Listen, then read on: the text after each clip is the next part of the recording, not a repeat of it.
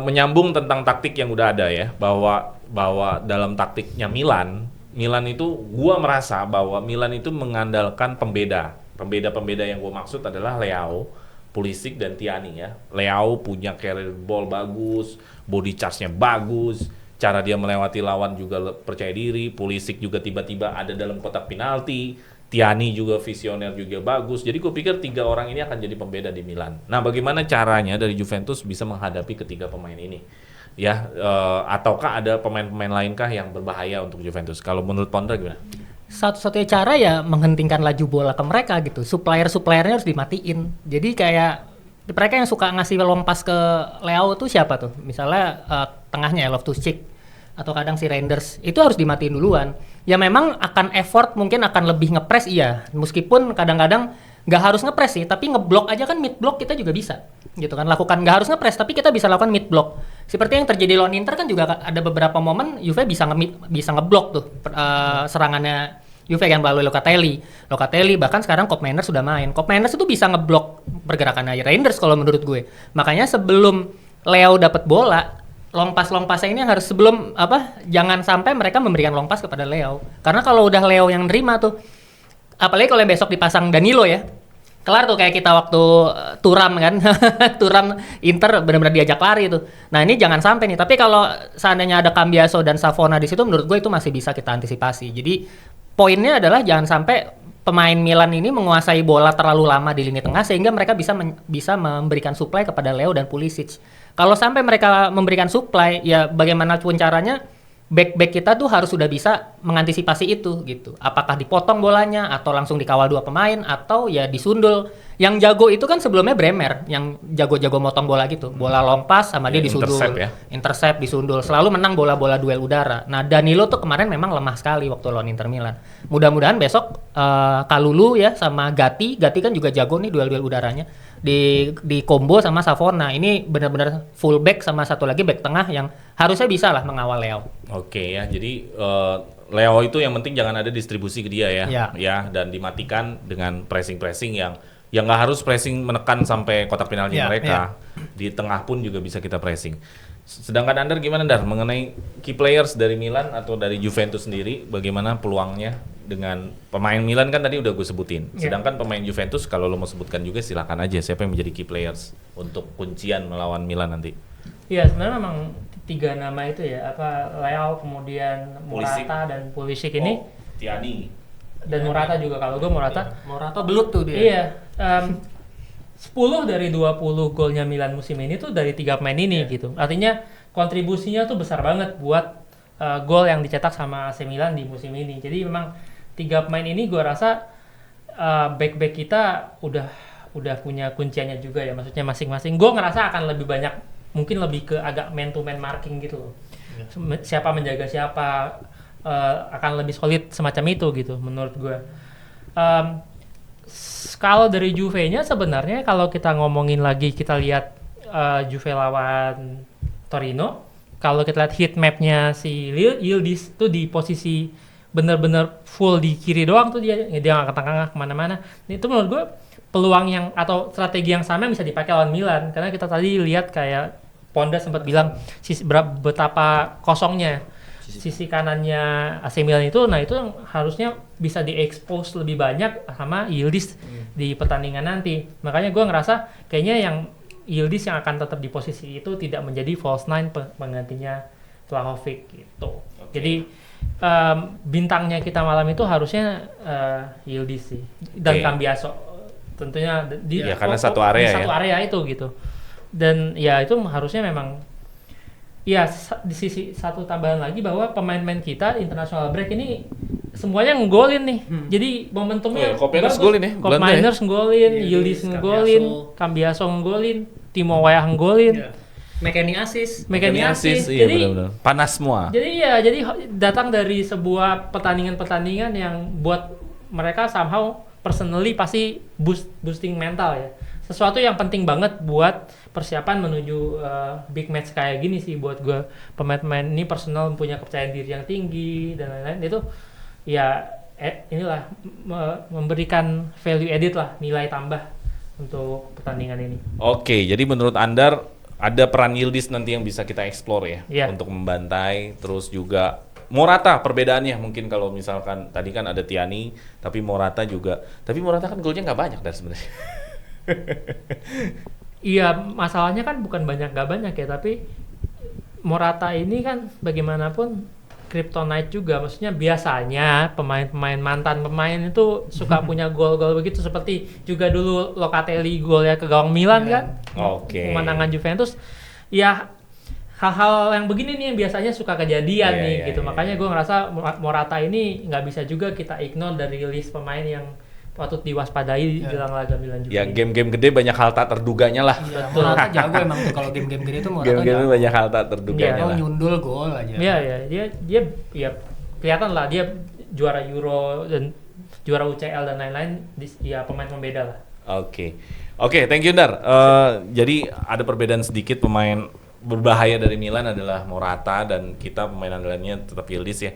Gimana Adi? Tadi pembeda-pembeda dari Milan udah gue sebutin, mungkin dari Adi ada tambahannya lagi atau tetap hal yang sama, dan bagaimana cara kita menghentikan pembeda-pembeda mereka, dan bagaimana kita juga melihat ada key players di Juventus. Ya, kalau soal pembeda di Milan gitu, gue lihat dulu formasi apa yang dipakai Fonseca lawan Juve, karena setiap big game formasi itu beda-beda, dengan komposisi pemain tengah itu juga beda, jadi dia akan menyesuaikan lawannya main kayak apa. Ketika lawan Madrid itu kan dia mainnya pakai Yusuf Fofana, pakai tidak Reinders, sama satu lagi itu Yunus Musa. Jadi 3 gelandang destroyer mecah lini tengah Madrid. Tapi lini 3 depannya Leo, Morata sama Pulisic. Terus tiba-tiba babak kedua Chukwueze masuk gantiin Pulisic. Jadi kan benar-benar dia punya rotasi pemain yang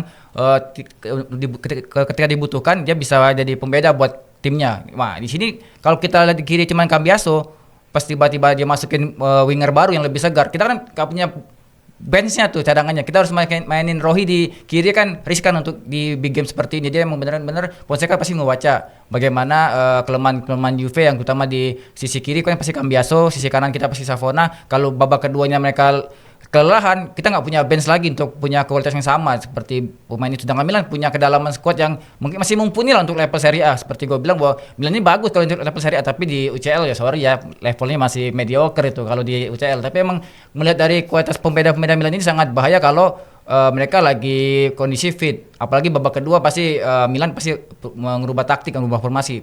Mainnya destroyer semua lini tengahnya, ada Loftus-Cheek cadangannya, masih ada Yunus Musa, benar-benar gelandang fisik, gak ada gelandang yang benar-benar buat ngatur tempo cuma tidak nih Reinders doang gitu. Selebihnya ya destroyer, jadi benar-benar yang tugasnya cuma tukang pukul counter attack gitu. Itu yang mungkin jadi pembeda Milan, bahwa bench juga jadi salah satu kelebihan di Milan untuk match ini, karena Juve benchnya wah, kita nggak tahu cadangannya parah ya. Kalau untuk lini depan kita nggak punya, lini tengah itu mungkin masih ada, cuman lini belakang back kiri kita nggak punya. Jadi emang kalau pemain untuk di game ini kan bukan 11 versus 11 tapi 15 versus 15. Jadi bench juga penentu untuk hasil akhir pertandingan itu. Oke, jadi dari Adi ada pandangan lain bahwa rotasi dari Fonseca nanti yang akan bisa membahayakan Juventus ya. Ketika rotasi yang ada di Juventus juga sangat minim sekali gitu ya. Ya mau nggak mau Danilo main. Cuman kalau Danilo main itu jangan pada teriak lah. Ya udah nggak ada orang lagi. Mau ganti siapa? Udah cadangan aja. Udah nggak ada lagi. Perin pakai baju pemain tuh. Udah nggak ada lagi. Pakai baju striker. Cadangannya udah tinggal Megeni, itu juga kalau nggak dimainin ya. Yeah. Terus Rohi, terus Fagioli, Danilo, Bangula. Tinggal 5. Tinggal 5 yang bisa dimainin, available buat dimainin. Iya. Pasti manggil next gen lah. Siapa tuh yang Xavier Gil itu pasti dimainin lah.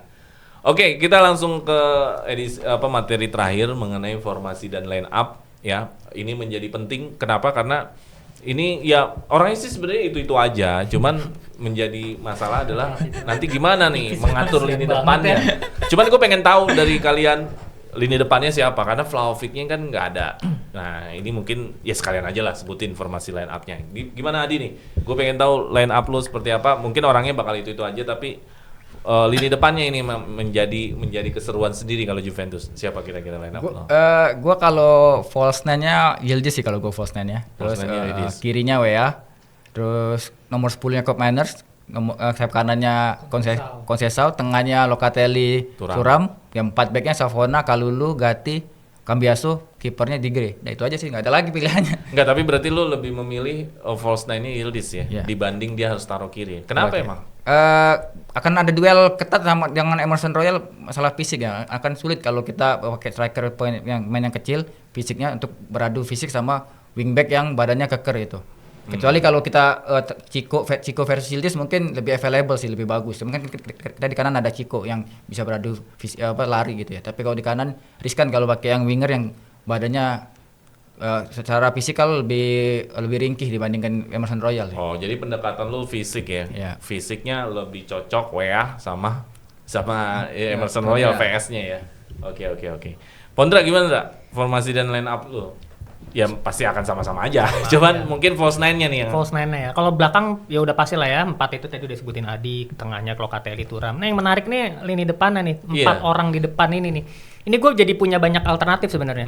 Yildiz gue jadi tadi opsi yang menarik juga bisa jadi false nine di depan. Tapi menurut gue sayang karena Yildiz, Koopmeiners dan kanannya Conceição itu udah padu ya.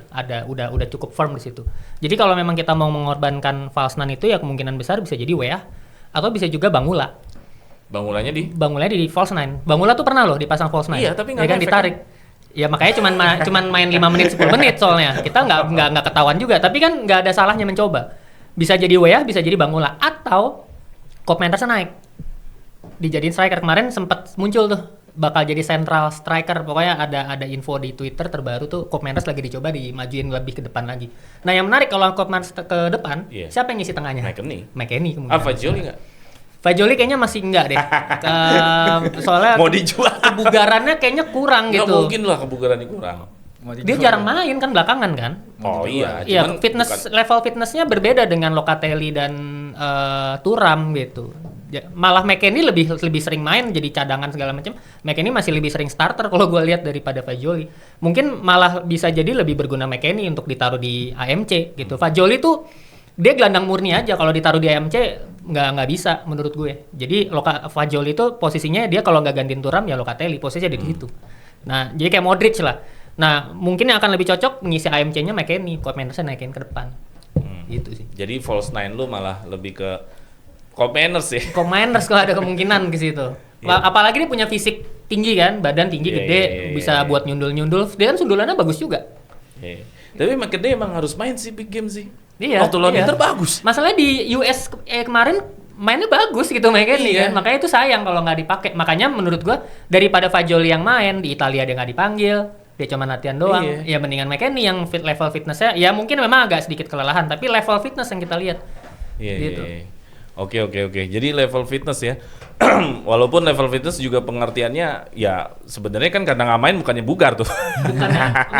Level fitness tuh lebih kepada panasnya Oh, gitu. Panas kita udah sering main, kebiasa bermain. Ketika lo udah dua pertandingan lo nggak main itu bisa jadi level fitnessnya Drop, turun, ya. drop gitu. Karena lo udah vibes buat main di lapangan, atmosfer itu tuh berkurang. Oke. Makanya kalau teman-teman yang suka main football manager tuh berasa tuh ya. Iya. Ada pemain yang habis cedera, level fitnessnya pelan-pelan banget, harus dimainin dikit baru dia bisa level fitnessnya 100%. Oke. Ya jadi ini ada perbedaan ya. Memang nanti yang akan bikin perbedaan di false nine-nya ya. Tapi rata-rata sih ya kalau pertahanan sama tengah hampir sama sih Thuram Locatelli ya. Cuman memang yang akan beda di depan sih karena Vlahovic-nya cedera nih. Ini ada yang mau Yildiz, ada yang Koopmeiners. Nah, Andar gimana? Primavera nggak ada ya striker? Ya ini pertandingan lawan Milan juga. Ada sih ada pasti, cuman kan ini lawan Milan. Iya sih. Iya, yang jadi masalahnya next gen tuh lagi busuk-busuk kayak 6 pertandingan terakhir nggak ada gol sama sekali. Jadi susah juga. Oke. Amsyong. Oke Dar, memang betul pertahanan kita yang terbaik adalah Savona segala macam. Cuman lu yakin Savona udah bisa nih jaga Leao nih? Itu yang pertama. Terus yang ya oke lah, berarti kita ngomongin false nine nih. Tapi kalau lu tadi udah nyempet singgung Yildiz, berarti false nine-nya siapa? Yildiz kan di kiri tuh. Iya, iya. Nah, gimana line up lu? Gue sih ngerasa gini, line up gue belakang kipernya Dingle. gue yang Perin. gue ngerasa Perin kipernya. Kenapa Perin? Karena Nomor 1 Juventus. nomor 1 Juventus ya. Nah, gue mungkin menurut gue Perin ya, karena 3 hari lagi berikutnya kita UCL itu kesempatannya di Grey. Biasanya agak-agak gitu tuh kalau UCL sama Serie A dekat kipernya suka berubah. Jadi kipernya Perin, kemudian backnya Savona, Gatti, Kalulu, Cambiaso, kemudian tengahnya Locatelli. Thuram. Tapi Savona menurut lu cukup? Maksudnya udah bisa ngejaga Leo? Sebenarnya gini, Head to head sama Leo udah bisa? Udah Babak- mampu? babak pertama mampu, gue rasa. Tapi gini, babak kedua, gue melihat percobaan yang pernah dilakukan, katanya udah pernah dilakukan juga sama Thiago Motta di lapangan, di latihan adalah mencoba Locatelli sebagai back. Iya. Jadi babak kedua bisa aja McKennie kemudian masuk di tengah, Locatelli jadi back, Kalulu pindah ke kanan. Oke. Dan gua rasa ini mungkin sangat mungkin kejadian gitu di babak kedua. Tapi kalahnya kalau babak pertama kayaknya enggak. Starter enggak. Karena gue berpikir hanya Kalulu kayaknya yang bisa. Iya. Tapi emang menurut lu Savona sama VS Leo udah cukup, udah saatnya, udah mampu. Menurut lu berdua gimana? Sanggup. Ya, Mampu Enggak, lah. ini beneran mampu nih. iya, maksudnya Mampu. Ya coba kalau Adi gimana? Ya. Savona VS Leo. Mampu-mampu aja. Ya kalau nggak dicoba kita nggak tahu kan. Iya sih. Cuman kan Leo udah elit lah. Sedangkan Savona kan baru kita netesin. Baru kita tetesin nih musim ini. Iya, ini kan balik lagi taktikal ya. Bisa aja kalau lu bantu Savona kemudian Locatelli yang turun kan. Ini Locatelli tuh heat map-nya gila-gilaan loh. Bener-bener lini tengah, lini belakang tuh dia maju Kalau gue terus. jujur anti mainstream Dar. Gue taruh Kalulu, gue nggak mau ambil resiko. Gue taruh Kalulu jaga Leo, Danilo masukin back tengah. Ya mungkin banyak yang teriak. Cuman gue hanya Leo lah yang berbahaya di Milan. Ya, balik lagi seperti Pondra bilang, nggak usah pusingin Leonya, pusingin bola yang ke Leo gitu. Jadi itulah tugasnya Thuram sama Locatelli di tengah, mutus. Sebenarnya siapapun menurut gue ya, siapapun bek kanannya, kalau bolanya udah di Leo, itu setengah mati. Udah 50% gol itu. Wah, gerakan-gerakannya cepet Iya. banget tuh Iya, dia. makanya. Makanya gimana bener dengan Pondra bilang tadi, gimana caranya lini tengahnya tuh compact sehingga bolanya itu nggak sampai ke Leo. Makanya gue ya udah kuat banget tuh, udah Locatelli, Thuram tuh udah klop banget, udah kayak Jay Itzes sama Rizky Ridho gitu. Duetnya sehati. Di depan kanan Conceição, kiri Yildiz, Kop False Miners, false line-nya Thuram. Karena apa Thuram? First name-nya Thuram. Sorry. Oh ya. WA WA. maksud gue. Ini banyakan legend nih kita nih. Oh ya. WA. Karena WA lagi apa ya, kayak man of the season gitu. Golnya lagi banyak. Dia nggak pernah gol sebanyak ini dalam satu musim. Di bermain di tim sebelumnya juga dia nggak sebanyak ini semusim. Kemarin juga baru golin. Lawan Torino juga kita lihat. Kita sempat bahas tuh. Instead of dia ngikutin larinya Vlahovic, dia pilih positioningnya di tiang jauh sehingga dia bisa dapat bola. Kita sempat bahas di Suara Juventini juga. Jadi menurut gue insting strikernya Timo Weah ini lebih mumpuni dibanding Yildiz. Apalagi juga secara gol kan dia lebih banyak banyak dari ya. Yildiz. Cukup Dia clinical juga 4 ya, dia Weah. 4 gol sedangkan Yildiz 3 gol dan Yildiz punya assist yang Weah nggak punya gitu. Jadi menurut gue inilah yang bisa kita manfaatin gitu. Tapi ya oke. Ya, WA memang secara data memang lebih banyak golnya. Cuman kan WA akan berada di ruang sempit loh. Sedangkan WA biasa main di space. Iya kan makanya false nine kan false nine itu bukan striker yang stay di kotak penalti. Iya. Jadi kita Dia akan nyari bola juga. Kita akan lihat pergerakannya justru memang menumpuk di overload lini tengahnya Juventus gitu. Ya balik lagi juga ngunci supaya bola ini nggak sampai ke Leo yang tadi Oke. seperti ngomongin Pondra. Jadi memang pertarungannya lini tengah. Jadi kayak gol-gol itu datang dari positioning yang bagus baik dari Yildiz maupun dari WA. Itu menurut gue yang menjadi pembedanya untuk kemudian akhirnya menghasilkan gol ke gawangnya Milan gitu. Iya, Bukan striker.